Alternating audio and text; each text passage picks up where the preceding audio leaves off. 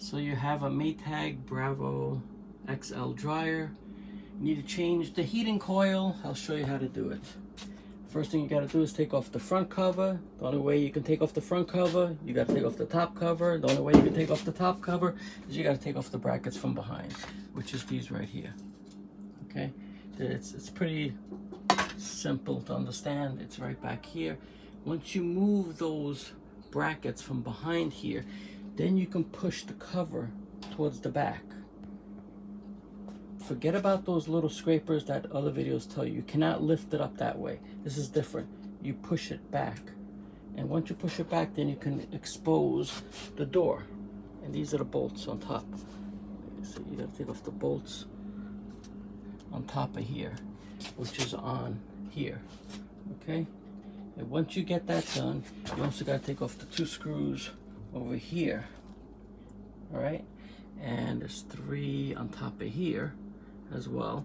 And of course, all the way in the bottom, underneath the lip, there's a couple of screws. So once again, screws under here, 2 screws right here on this plate, 3 screws on this plate, and a couple of screws on each corner. Once you take that front cover off, and of course there's a plug you have to release.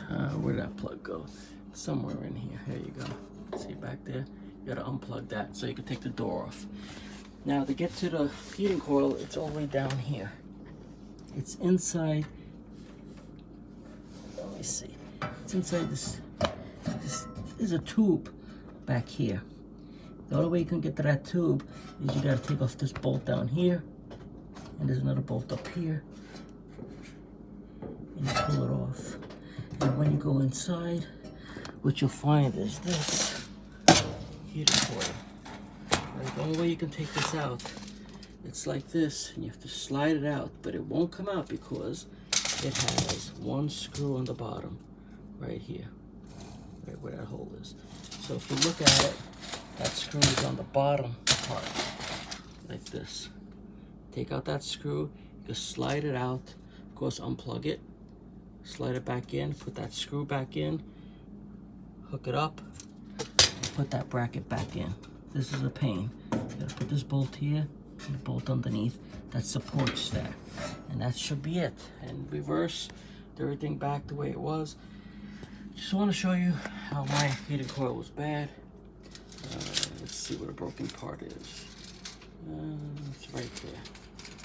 You can see it right there. All right. I recommend you get the Maytag heating element. Don't get those imitation ones because the original one is thicker. It'll last you longer. May cost a little more, but do yourself a favor. You don't want to do this more than once. Thanks for watching.